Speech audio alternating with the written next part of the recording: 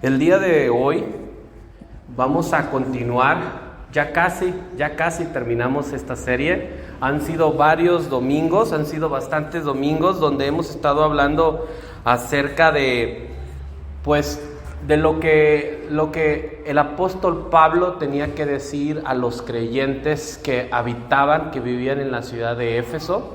Ya todos sabrán, en sus Biblias, en el Nuevo Testamento, existe un libro que se llama Efesios. Efesios es una epístola, es una carta que escribió el apóstol Pablo para los creyentes. Entonces, pues el día de hoy yo voy a platicar con ustedes acerca precisamente de esta parte, de lo que dice, pero ahora el capítulo 4. Y fíjense bien, el capítulo 4 en sí habla acerca, o el título que le hemos puesto es Hacia la madurez.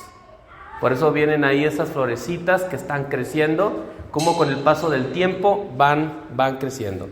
Y como siempre se los comento, si quieren tener los apuntes, pueden con su cámara señalar este QR y pueden tener los comentarios.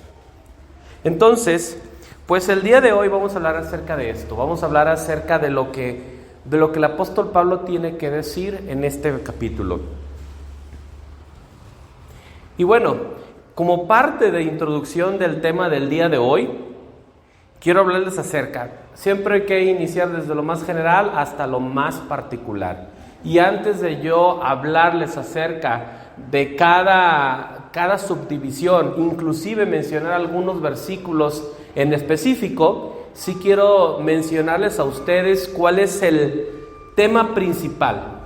Y en el capítulo 4, como ustedes podrán estar viendo, pareciera que todos los capítulos hablan de lo mismo, pero viene una progresión, viene cierto énfasis en cada parte del capítulo. Y en este capítulo estamos hablando acerca de la unidad, pero el énfasis que ahora que viene es el crecimiento espiritual de la iglesia o en la iglesia, enfatizando la importancia de vivir una vida transformada en Cristo y utilizar los dones espirituales para edificar el cuerpo de Cristo, para edificación nuestra. En este capítulo, si bien es cierto que mantiene está dentro de un contexto, está viendo de una progresión acerca de enseñanza, aquí ya hablamos acerca de cosas distintas que no habíamos hablado otros domingos, como cuáles: crecimiento espiritual, que ahora este capítulo lo enfoca más, y también los dones espirituales. Sí hemos hablado de que la edificación de la iglesia, perfecto, pero ahora habla acerca de cómo los dones, porque todos tenemos un don. Todos tenemos un don. Algunos pueden tener el don de la enseñanza, otros pueden tener el don de redarguir a los demás, ser maestros. Hay muchos dones más. Entonces, nosotros trabajamos en la iglesia ¿con base a qué? Con base a para lo que Dios nos puso. Entonces, recordemos que en el ministerio, en la iglesia, no existen los donadies, porque todos tenemos al menos un don. ¿Y cuál es el objetivo del don? Hacerse ver ustedes para que sean más bonitos, más atractivos, más agradables, más llamativos, más influyentes en la sociedad. No. El objetivo de los dones que Dios nos ha dado a nosotros es para que nosotros los usemos para la edificación de la iglesia. Y si no existe edificación, si no hay edificación, entonces no estamos haciendo lo que nos corresponde. Posteriormente, el enfoque, ya vimos el tema, el enfoque de este pasaje o de este capítulo es promover la unidad, el crecimiento a través de la transformación personal y la aplicación práctica de la nueva vida en Cristo. Eso es el enfoque. Entonces, aquí Pablo exhorta a los creyentes, en la siguiente diapositiva. No, todavía no. Pablo exhorta a los creyentes a vivir de una manera digna de su llamado, utilizar los dones espirituales para edificar el cuerpo de Cristo y dejar atrás las prácticas del viejo hombre, adoptando siempre las virtudes y actitudes que reflejen nuestra identidad en Cristo. En este capítulo también se tratan varias doctrinas, porque ustedes dicen, no sé si a alguno les ha tocado, oye, es que a mí no me gusta que la iglesia hable de doctrinas y de doctrinas y de teología y de teología.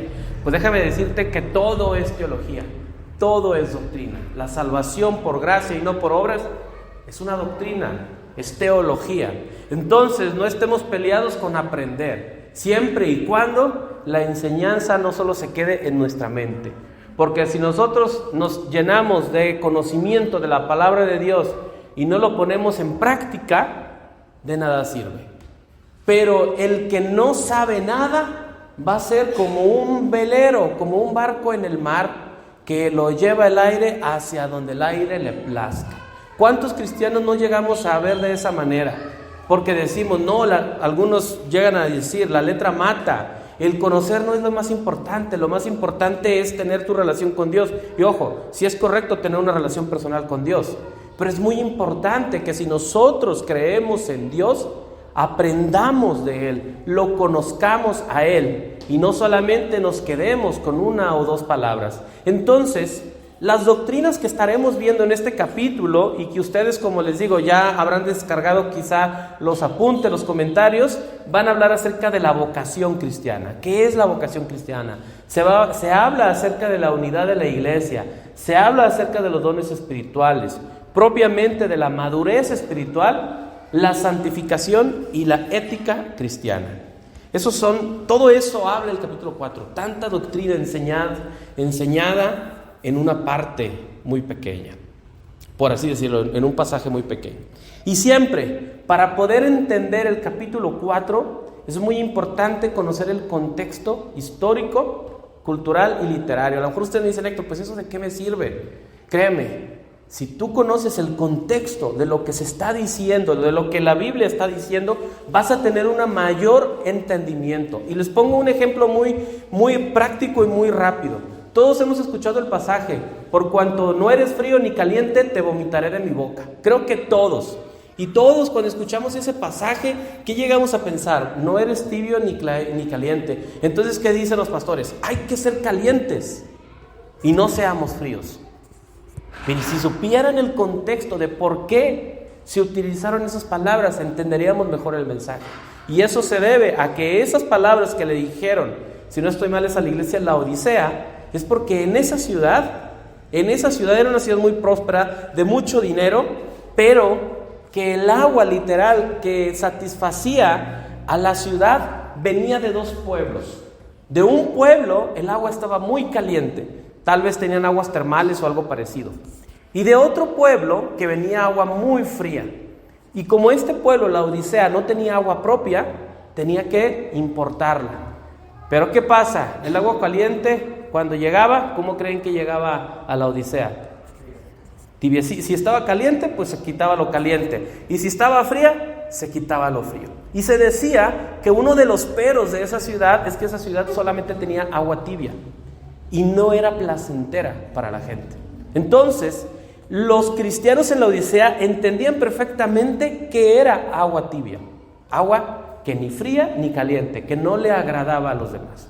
Por eso es importante el contexto. Aunque bueno, en el contexto ya lo hemos dicho muchas veces, el apóstol Pablo lo escribió, el libro de Efesios, cuando él estaba encarcelado en Roma, aproximadamente en el año 60-62, y este libro, Efesios, es una carta que aborda principalmente temas relacionados con la iglesia, también la unidad de los creyentes y la vida cristiana, prácticamente. Como ya se los dije, Éfeso era una ciudad, era un puerto que se encontraba en lo que actualmente es Turquía. Si ustedes conocen algo de geografía, es en la parte del puerto que mira hacia Grecia, por esa zona. Aparte de eso, esto ya es un contexto más histórico-cultural. El contexto literario es que en el contexto de la carta, con el capítulo 4 se inicia la segunda parte de Efesios. Efesios, los 6 capítulos de Efesios pueden tener una división. Del capítulo 1 al 3, fue el que ya terminamos en domingos anteriores. Bueno, el día de hoy inicia el capítulo 4, próximo domingo 5, 6. En total esos 3 capítulos son la segunda parte del libro de Efesios. Y en esta parte ¿cómo se dice? De estos, bueno, primero, en la primera parte, lo que ya hemos visto, habla acerca de la posición y los privilegios de los creyentes, mientras que la segunda parte, la que iniciamos hoy, aborda el tema de cómo vivir conforme a nuestra realidad en Cristo. Recuerden, la primera parte de Efesios fue acerca de los privilegios por ser cristianos, por ser creyentes, por tener a Cristo en nuestro corazón. Y esta segunda parte habla acerca de nuestras obligaciones, por decirlo de alguna manera. Primeros 3 versículos de Efesios, privilegios, derechos. Segunda parte de Efesios, obligaciones del creyente.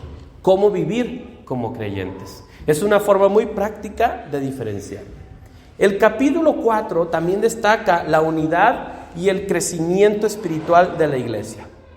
Aquí vamos a ver cómo Pablo nos insta, nos motiva, nos anima a que vivamos dignamente. También nos insta a que mantengamos la fe, a que usemos nuestros dones para edificación de la iglesia, como lo había dicho anteriormente. Entonces, pues bueno, ya conocemos el contexto, ya sabemos quién escribe, Pablo, a quién escribe, a creyentes de Efesios. Ya sabemos que el libro de Efesios habla acerca de los privilegios que tenemos los creyentes, pero también el libro de Efesios habla acerca de nuestras obligaciones como creyentes. Ya tenemos una introducción básica, una introducción general sobre la palabra de lo que quiere decirnos Dios el día de hoy. Y entrando en detalle, el capítulo 4 se divide en 4 partes. La primera, la iglesia como el cuerpo de Cristo. La segunda, los dones espirituales como parte de la edificación de la iglesia. La tercera, la transformación del creyente. Y la cuarta, viviendo una nueva vida en Cristo. De eso trata el capítulo 4 de Efesios. Como les digo, en este momento no vamos a estudiar versículo por versículo porque no nos alcanza el tiempo, pero en sus notas ahí sí está desglosado cada versículo explicado sobre lo que Dios nos está diciendo. Les recomiendo mucho que durante esta semana ustedes lo estudien para que puedan aprender más a fondo la palabra de Dios. Si dicen amar a Dios y quieren aprender más de Dios, lean su palabra. Porque no nos quedemos solamente con deseos, con anhelos, aprendamos de Él. Y la primera parte, el cuerpo de Cristo, la iglesia. Los primeros 6 versículos de este capítulo habla acerca de lo que es el cuerpo de Cristo. El primer punto habla acerca de la vocación de la iglesia. ¿Sabemos qué es la palabra vocación? ¿Cuál es tu vocación? Dice, no, pues mi vocación significa cuál es tu llamado. ¿Sí? Entonces, estos primeros 6 versículos nos hablan acerca de la vocación de la iglesia, el llamado. Conozcamos como iglesia cuál es nuestro llamado en este mundo, en esta tierra. ¿Por qué estamos aquí? ¿Qué estamos haciendo? Quizá algunos de ustedes cuando eran jóvenes, cuando eran más jóvenes, cuando eran adolescentes, ¿qué pensaban? Pues ¿para qué estoy aquí? ¿Cuál es el objetivo de estar aquí? ¿A ustedes les llegó esa depresión? ¿Algunos? No teníamos una razón de ser. Pues aquí estoy porque mis papás no me trajeron a la vida. O a lo mejor no, ni mis papás me planearon, peor tantito. O algunos dicen, oye, pero es que yo no entiendo cuál es mi llamado, cuál es mi razón de ser, de estar aquí. Bueno, la palabra de Dios nos habla que tenemos un llamado. No estás aquí por error. No estás aquí por voluntad de tus padres. Estás aquí porque Dios lo planeó. Y Él tiene un llamado para ti. Y es bien importante que no olvidemos esto. Luego, antes de que se me pase, habla acerca la siguiente parte de esta primera parte, o la siguiente subdivisión es las virtudes que fomentan la unidad en la iglesia. Eso es en el versículo 2. En el versículo 3 habla acerca de la unidad del Espíritu. Y por último, del 4 al 6, habla de fundamentos teológicos de la unidad. De eso trata, a grosso modo, los primeros pasajes. Y Pablo aquí nos llama a vivir una vida digna de nuestro llamado en Cristo. Como somos llamados por Cristo y para Cristo, tenemos que apegarnos a ese llamado. No decir que somos de Cristo y parecemos del diablo, ¿verdad? Pasa algunas veces que somos más, que nada más tenemos el apellido de Cristo, pero pues nuestro apodo es diablo, ¿verdad? No, ¿verdad? Esperemos que nuestro nombre coincida con nuestro llamado. Y bueno, permítame tantito. Esto significa, ¿qué significa vivir una vida digna de acuerdo a nuestro llamado? Que vivamos humildemente, seamos pacientes, seamos amorosos, reconociendo que nuestra identidad está en Cristo. Volviendo al tema de los adolescentes, ¿poco no les pasaba a ustedes que, pues les voy a hablar de lo que a mí me tocó vivir en mi adolescencia, que los que les decían los emos, no, pues me vestía como un emo, todo triste, con el pelo adelante de mi cara. Otros decían, no, yo soy metalero, y vestían con el pelo largo, con las camisas negras. Y otros decían, a lo mejor esta ustedes no la conocen, pero allá de donde soy yo sí, yo soy cholo. ¿Han escuchado la palabra cholo? Cholo es un joven que trae los pantalones, el encuarte hasta las rodillas, ¿sí? Y los pantalones creo que abajo, pendiendo de la cadera, y con camisas bien largas, y escuchando música, nosotros en Monterrey le llamamos música colombiana, que viene siendo una especie de cumbia, creo yo, colombiana precisamente. Y esa era su identidad. Y, mira, ahí está la banda, o los cholitos, así lo decíamos. No, acá está la banda de los metaleros, acá están los emos, o acá están los fresitas, como le decíamos nosotros, los que se creen, los que se visten bien, los que son elegantes.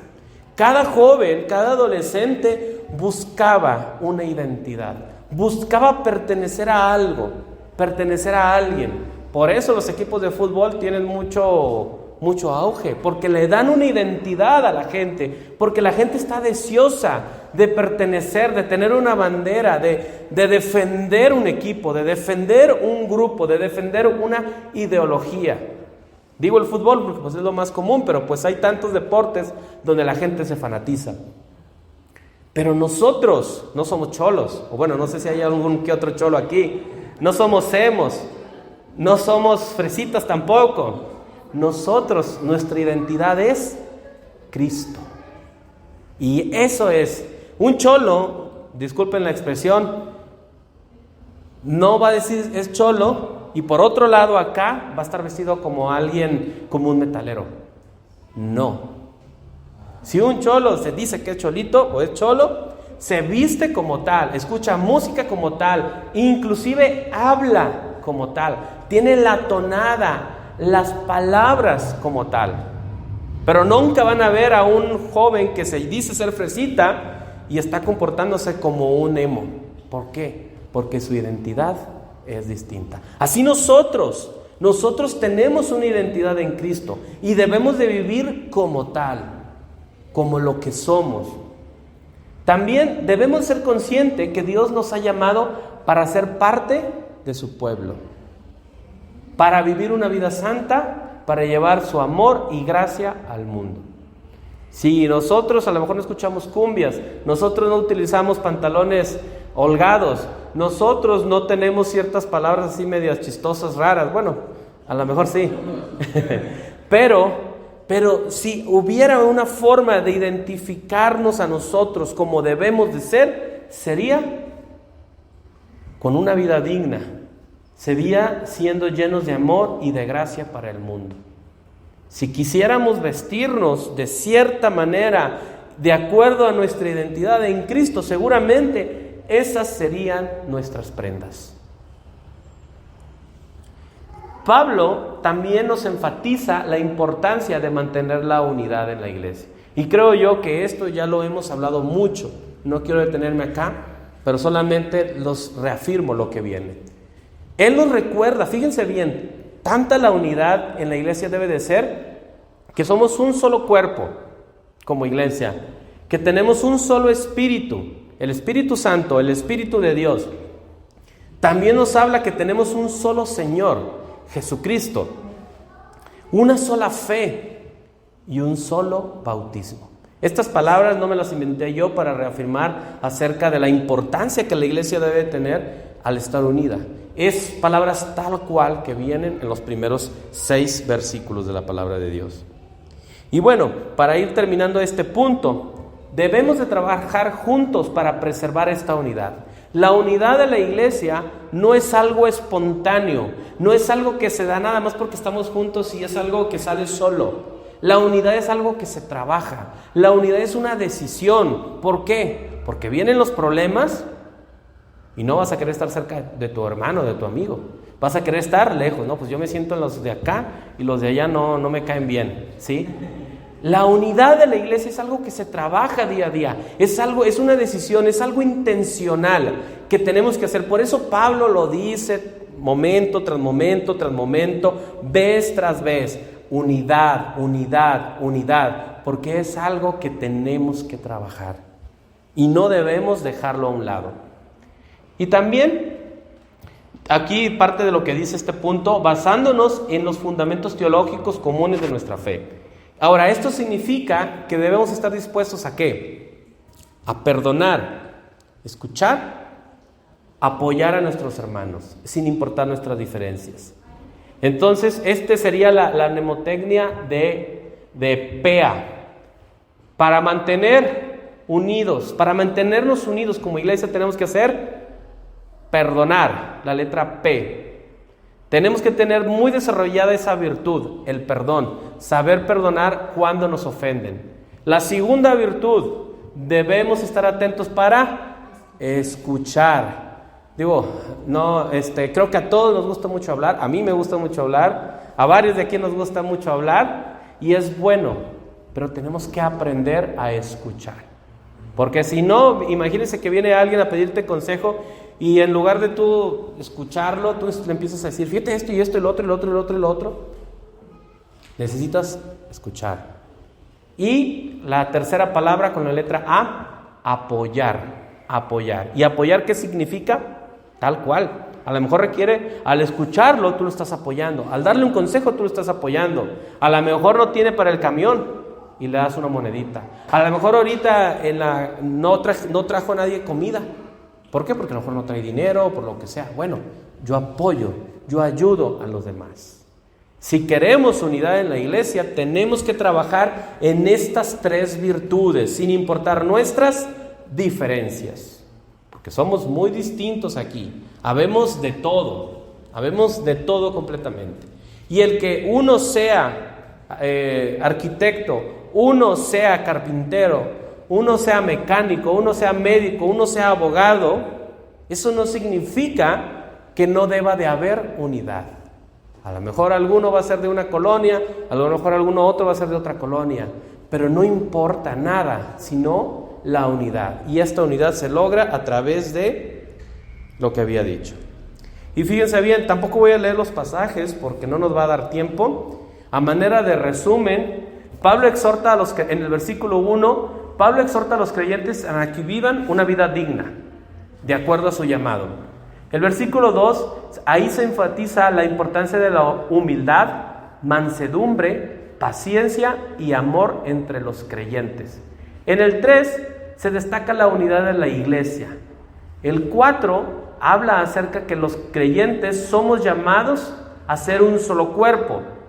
En el versículo 5 nos habla la unidad de la iglesia está basada en la comprensión de nuestra fe y el bautismo. Aprovecho para preguntar, ¿aquí todos ya hemos sido bautizados? Los que hemos creído, los que no han sido bautizados, deberíamos en algún momento, luego lo revisamos, tener un momento para bautismo. Es muy importante. El bautismo no es para salvación, Sin embargo, el bautismo es una expresión pública de nuestra fe. Posteriormente, el versículo 6 nos habla que Dios es el Padre de todos los creyentes y está por encima de todo, en todo y en todos los creyentes.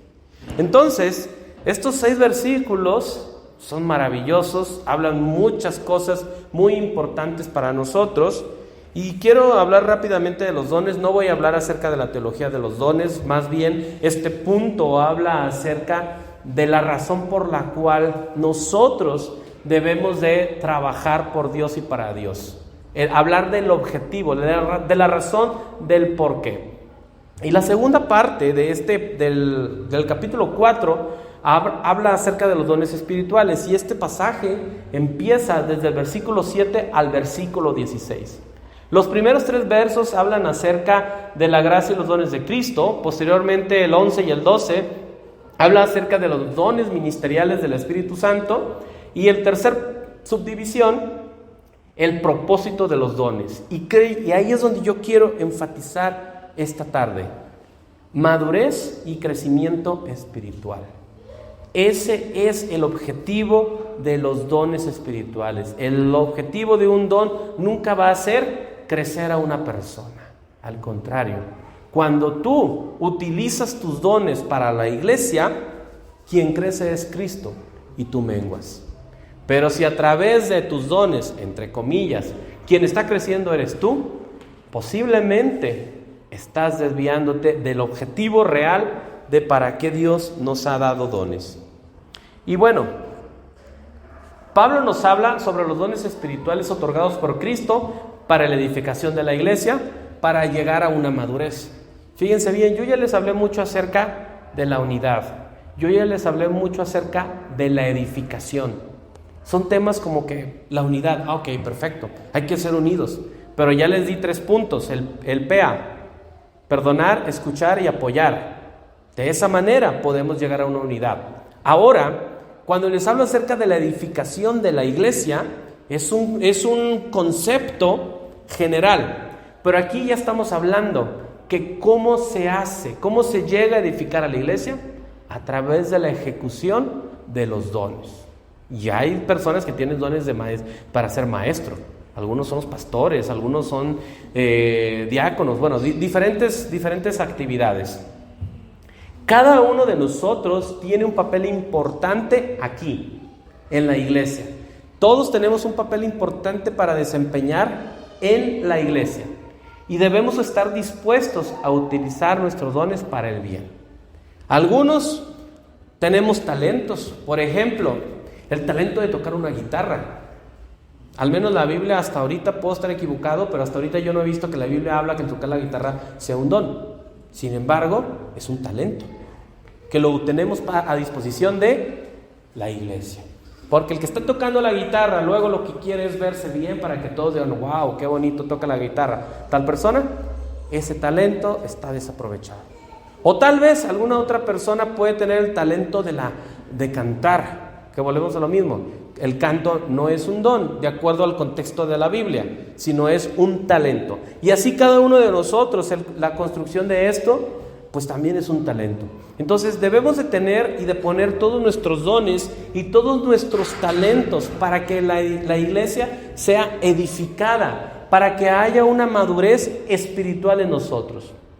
Y recuerden que todos, si tú me dices, oye Héctor, pero es que yo no sé cuál es mi don, yo no sé, no tengo ningún talento, no sé pintar, no sé dibujar, no sé cantar, no sé tocar la guitarra, no sé hablar en público, no sé hacer nada. Seguramente que Dios te ha dado un don. Hay cuestionarios en línea que se llaman, que tú los puedes ir llenando como una especie de encuesta, y con base a lo que tú vas respondiendo, te arroja un resultado de que cuál puede ser posiblemente tu don. Eso sería muy interesante. Si tú tienes como que es de que, oye, pues yo para qué sirvo, pues bueno, seguramente sí sirves y sirves mucho. Y tal vez esta encuesta en línea te puede ayudar. Y luego, en este pasaje, en esta sección del capítulo 4, la enseñanza es que Dios nos manda a que seamos humildes y que reconozcamos que estos dones no son para nuestra propia gloria. Si yo estoy aquí platicando con ustedes y si yo busco mi intención es que yo querer mi propia gloria, ahí se perdió todo. Porque cada uno del ejercer nuestros dones es para la gloria de Dios. Si esta palabra te está sirviendo a ti para reflexionar acerca sobre algo, si esta palabra te está redarguyendo a ti para tomar una decisión en torno a tu vida, ya está funcionando el don, porque está edificándote a ti. Ese es el objetivo de los dones. Y bueno, a manera de resumen de estos versículos, el 7 habla que Cristo nos ha otorgado dones espirituales fíjense bien, a cada uno de los creyentes. No nada más dijo que a los más inteligentes, no dijo que a los morenitos y a los güeritos no dijo que a los chaparros no y a los altos sí, no dijo que los que tienen sobrepeso no, solamente a los esbeltos. Los dones espirituales son para cada uno de los creyentes, para que de esa manera nos edifiquemos como iglesia, como parte del cuerpo de Cristo. El versículo 8 se cita Salmo 68, 18 para demostrar que Cristo ascendió al cielo después de su resurrección y otorgó dones a los creyentes. Luego, del 9 al 10, se explica que Cristo descendió al infierno y ascendió al cielo para llenar todas las cosas y para otorgar dones espirituales a los creyentes. El versículo 11 menciona algunos dones espirituales, como aquí lo menciona el pasaje tal cual, como apóstoles, profetas, evangelistas, pastores y maestros. Y posteriormente en el versículo 12 habla el propósito de estos dones. Es la perfección de los santos. ¿Y quiénes son los santos? No los que eliminó ayer el Monterrey. Esos no. ¿Qué santos son? Nosotros, cada uno de nosotros. Santo es alguien que ha sido apartado para Dios. Entonces, los dones son para la perfección de nosotros y para la edificación del cuerpo de la iglesia. El 13 nos habla que los creyentes deben utilizar sus dones. Bueno, ya lo mencionábamos, es una secuencia o es una reafirmación del versículo anterior. Y luego ya el versículo 14 habla que nosotros como creyentes debemos estar alertas. ¿Para qué? Para no ser engañados por falsas enseñanzas y permanecer firmes en la verdad de Cristo. ¿Cómo vas a estar alerta? ¿Ustedes saben cómo se identifican, cómo se estudia para identificar los billetes falsos de los verdaderos? No digo, yo tampoco, pero les voy a decir una enseñanza general. Por eso pregunto. Fíjense bien, los que estudian la originalidad de un billete, no es que les muestran todos los billetes falsos. Mira, aquí está este billete falso, se tienen que aprender todas las versiones de los falsos. ¿Saben cómo? Estudiando y analizando la versión original, la versión verdadera. Digo, yo no sé los detalles de qué versículo, qué billete es verdadero o no, pero de manera general es como se estudia qué billete es el verdadero del falso. Bueno, así nosotros. Yo no les voy a decir que se pongan a estudiar qué creen todas las religiones del mundo. Si tienen tiempo, adelante. Pero lo que les va a servir más es que estudien la palabra de Dios, de punto a punto. ¿Para qué? Para que cuando le traigan un billete falso de quién es Cristo, ustedes digan, eso no dice la palabra de Dios. Y cuando le traigan un billete de 20 pesos que dice que Jesús es un profeta nada más, este billete no es válido. Luego te traen un billete de 500 pesos y que dice que Jesús no resucitó de entre los muertos, otro billete falso. Así nosotros, si no estudiamos la palabra de Dios, nos van a decir aquí, oye, Jesús era un ser humano nada más, pero no era Dios. Oye, sí es cierto. ¿Por qué? Porque no has estudiado la palabra de Dios. Y del versículo 15 al versículo 16, Pablo destaca que la iglesia debe crecer en amor y en todo lo que se refiere a Cristo. Entonces nosotros como cristianos debemos de contribuir a la edificación. ¿Para qué? para que nosotros seamos unidos y para que nosotros crezcamos. Porque esta iglesia, el que tenga más gente, mucha o poca gente, no significa que Dios esté obrando más o menos. Podemos ser una iglesia con mucha gente, pero son personas que no entienden ni la razón, ni el ministerio, ni el objetivo de la iglesia. Si es gente que ni siquiera ha confesado a Cristo como su Señor, como su Salvador, si es gente que no conoce de Cristo, que no conoce las enseñanzas, que no utiliza sus dones para la edificación de la iglesia, ¿qué está pasando? No está funcionando como iglesia. Así que podemos ser muchos, podemos ser pocos. Ojalá Dios nos dé la oportunidad de que todas estas sillas estén llenas, como muchos domingos han estado llenos. La verdad es que usualmente casi se llena, pero imagínense que tengamos que quitamos esta mesa de ping pong que la pusimos para luego divertirnos, quitemos todo esto, pongamos aquí unas sillas, luego acá pues a lo mejor pongamos otras sillas, a lo mejor tenemos que acercar las sillas más, a lo mejor quitamos las sillas y ponemos bancas para que quepan más personas. Qué bonito sería, honestamente, a mí me gustaría ver que esté lleno, pero más que el número, más que la cantidad de personas, lo más importante como iglesia es que crezcamos, que seamos edificados, que estemos unidos como creyentes. Eso es lo más importante. Y bueno, ya para empezar quiero hablarles acerca de la tercera parte, que es la transformación del creyente. Estos versículos son del 17 al 24. Esta sección habla de la vida del hombre natural. ¿Cuál es el hombre natural? El que no conoce de Cristo, el que no ha tenido un encuentro con nuestro Señor Jesús. También habla de la enseñanza de Cristo y la transformación del creyente. Todo el que ha creído en Cristo ha sido transformado. Amén. No es perfecto, pero se está perfeccionando. ¿Qué significa? Que el que ha creído en Cristo, que el que ha depositado su fe en Él, sigue teniendo las mismas luchas que el que no ha confiado en Cristo. Pero la diferencia es que ahora tiene el Espíritu Santo para decir no al pecado. Anteriormente, sin Cristo, éramos esclavos del pecado. ¿Y qué hacíamos nosotros? Pues lo que nos dictara el pecado, porque no conocíamos el Espíritu de Dios. Y por último, habla acerca del proceso de santificación. A lo mejor si ustedes escuchan esta palabra, proceso de santificación, les suena, oye, pues está medio raro eso, ¿no? Bueno, todos estamos en un proceso de santificación. No, porque va a ser Santa Hatsiri, ¿verdad? o San Olaf, por decirlo de alguna manera. No de esa manera, no en el contexto cultural que nosotros entendemos, porque nosotros, ahora sí, aquí viene la aplicación del contexto actual. Cuando escuchamos eso, nos imaginamos a alguien que está en una imagen grande, alguien que quizá se le ora, quizás se le venera. No, sin embargo, en cierta manera, todos deberíamos de ser San Antonio, ¿sí? Seríamos San Juan, San Francisco, puras ciudades, ¿verdad? San Mario. ¿Por qué? Porque en el contexto bíblico, eso es lo que somos. Somos santos y tenemos que buscar vivir como tal.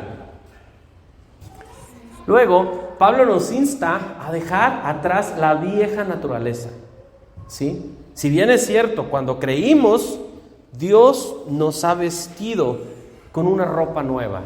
Dios nos ha transformado de ser una persona esclava al pecado. Ahora somos una persona libre en Cristo. Hay mucha diferencia. Muchos hablan acerca de que el hombre tiene la libertad para tomar sus decisiones. Sí, el hombre tiene libertad para decisiones. Cuando una persona no conoce de Cristo, sus deseos, sus anhelos están enfocados, están alejados a Dios. Por ende, generalmente sus decisiones van hacia una satisfacción propia. Y de cierta manera, eso significa que hay esclavitud, porque tus decisiones las tomas tú atado de manos de acuerdo al pecado. Pero cuando venimos a Cristo, somos libres. Realmente podemos decir no al pecado, porque ya no somos esclavos de él. Bueno, aquí Pablo dice, si tú eres creyente, si tú has depositado tu fe en Jesucristo, ¿por qué sigues viviendo como si no tuvieras a Cristo en tu vida? Pablo anima a los creyentes para que vivan como lo que son, seguidores de Jesús, y no como otra cosa. Y pues debemos de dejar al lado los hábitos que nos mantienen alejados de Dios. Ustedes saben qué hábitos son, como el ver la tele todo el día, ver el fútbol, ver las novelas, escuchar música todo el día, que no son cosas malas, definitivamente no lo son. Pero ustedes sabrán, yo no les voy a decir que es pecado o no algo, ustedes sabrán. Ustedes sabrán si eso les es motivo de caer en otro pecado. Ustedes tomarán la decisión. Pero recuerden, no se anden por los límites de hasta dónde llega la vida del cristiano. A lo mejor llega hasta aquí, y ya de acá para allá, pues bueno, aquí está Cristo, allá ya no está Cristo. ¿Para qué estamos esmerados en conocer el límite de nuestra vida, de lo que tenemos que hacer, de lo que podemos hacer y lo que no debemos hacer? Cuando tenemos un espacio muy amplio para andar y para caminar y para disfrutar en Cristo. No nos esmeremos por saber si un creyente debe o no debe consumir alcohol, o si un creyente debe o no debe bailar o X cosa. Enfoquémonos en lo más importante. Y créanme que esas cosas ustedes van a tomar la decisión sin siquiera andar de decir, yo soy de los creyentes que toman alcohol. Yo soy de los creyentes que no toman nada de alcohol. Y así nos andamos dividiendo pensando que porque nos vestimos de una manera, que porque comemos ciertas cosas, somos más que los demás. Cuando el cristianismo no se trata de vestimento, cuando el cristianismo no se trata de alimentos.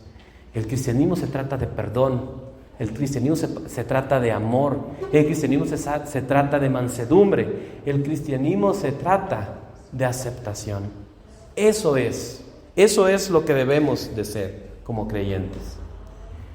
Debemos decir la verdad, debemos de manejar adecuadamente la ira que nos cuesta, debemos de trabajar honestamente, debemos de ser generosos, debemos de usar un lenguaje edificante, debemos practicar el amor, la bondad y el perdón. No te preocupes por los límites, enfócate en eso. No pierdas tu tiempo en pequeñeces, cuando hay cosas más importantes que como creyentes tenemos que enfatizar, tenemos que hacer, que andar pensando en cosas. Y el último punto para empezar a cerrar es la enseñanza, viviendo una vida nueva. ¿Quién de aquí es una nueva criatura? Amén. Todos somos nuevas criaturas en Cristo. Entonces, la enseñanza del día de hoy es que vivamos como nueva creación de Dios.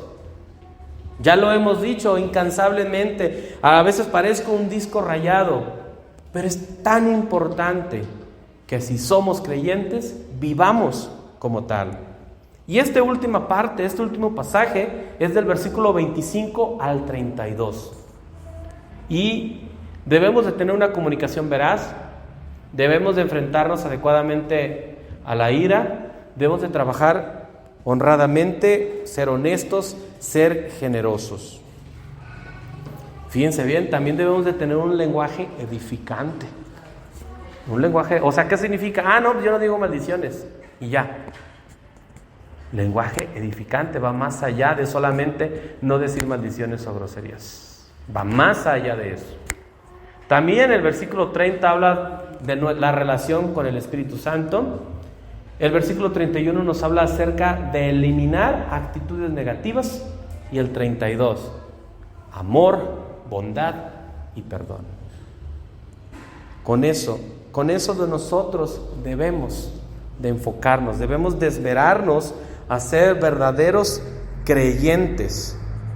Y para terminar, quiero hablarle acerca de, dame un segundito, como parte de las conclusiones. Solamente es un resumen de todo lo que hemos visto este momento. Pablo destaca la importancia de la unidad y el crecimiento de la iglesia. Los creyentes debemos de vivir dignamente, de acuerdo a nuestro llamado. Cristo nos ha otorgado dones espirituales para la edificación de la iglesia. Luego, debemos de abandonar la vieja forma de vida y debemos renovar nuestra mente en Cristo. Debemos hablar la verdad, trabajar honestamente, utilizar nuestras palabras para edificar y animar a los demás. Debemos de perdonarnos mutuamente, tal como Dios nos perdonó. Esto es, y por último hay una conclusión. En resumen, este capítulo enfatiza la importancia de vivir una vida digna. Enfatizo nuevamente, de acuerdo a nuestro llamado en Cristo, mantenernos unidos en crecimiento de la iglesia, utilizando todos nuestros dones por Cristo para edificación. De eso trata el capítulo 4. Esas son las conclusiones. Y a mí siempre me gusta hablar acerca de una aplicación. ¿Y a mí qué? Creo yo que durante ya todos estos 40 minutos que he hablado con ustedes, les he estado dando muchas aplicaciones, mucho debemos, lo cual es muy bueno, pero a manera de resumen también dentro de la aplicación es: practica la humildad, practica la mansedumbre, la paciencia, el amor entre los hermanos, para mantener la unidad. Otra receta: para mantener la unidad en Cristo hay que ser humildes. Si aquí habemos puros orgullosos, no va a haber unidad. Si aquí somos peleoneros, no va a haber unidad. Luego, si no hay amor, no hay unidad. Humildad, mansedumbre, paciencia, amor. Con estas 4 virtudes también nosotros mantenemos la unidad, y los invito a que las practiquen para que lleguemos a este anhelo. Yo sueño, yo deseo que esta iglesia seamos unidos, y tal vez ya lo somos. Seamos más unidos, somos una comunidad de creyentes que Dios nos puso en esta ciudad, en este lugar, en este año, para estar juntos, para edificarnos los unos a los otros. Y utiliza tu don. ¿Alguien ya sabe de aquí? Bueno, voy a hacer una pregunta, pero no es necesario que levanten su mano, solamente en su mente. ¿Ya sabes cuál es tu don?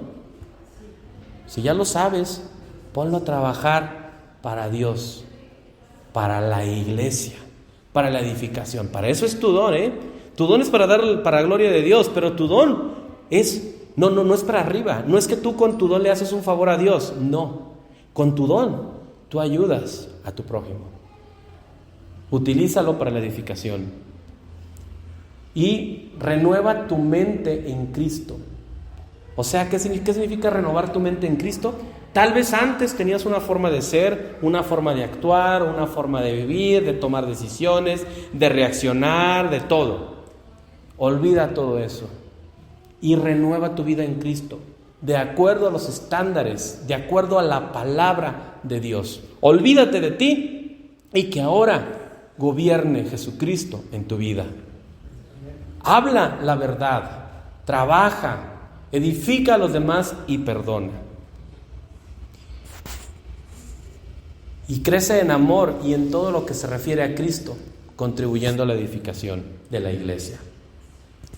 Y entonces, la aplicación práctica de este capítulo es que vivamos conforme a la identidad y a nuestro llamado en Cristo.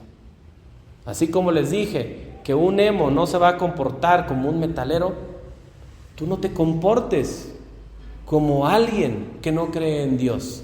Si tú eres creyente, vive como creyente. No pretendas ser alguien más. Y también la aplicación es manteniendo la unidad y el crecimiento en la iglesia, utilizando nuestros dones para la edificación. Muy repetitivo, y espero que ustedes hayamos entendido. Tal vez esta diapositiva resume todo lo que hoy yo quiero compartir con ustedes. Si pueden ustedes tenerla, o a lo mejor después en los comentarios obtenerla, o inclusive si de aquí ustedes pueden descargar todos los comentarios. Pero les digo, esta diapositiva anterior resume todo lo que hablamos el día de hoy. La importancia de la unidad, la importancia de los dones, la edificación como iglesia. Tenemos que ser una iglesia de Cristo, tenemos que ser una iglesia de Dios, tenemos que ser genuinos, tenemos que ser auténticos. Y les voy a decir algo, no significa que yo lo haya alcanzado. Honestamente es un trabajo muy difícil, porque aquí con ustedes 1 hora, 2 horas, Tal vez es fácil mantener apariencias. Ay, Héctor es bien buena onda, Héctor esto. Pero pregúntele a Ale. Soy difícil también. Entonces, busquemos. Nuestra meta es Cristo. Nuestra meta es la santificación. Estamos en un proceso de crecer. Estamos en un proceso de aprender más de Dios. Estamos en un proceso de ser como Cristo. Eso es lo que debemos ser y es lo que debemos hacer. Y pues bueno, mis hermanos, muchas gracias por escucharme. Esto es lo que había preparado con ustedes. Ahorita le voy a dar la oportunidad a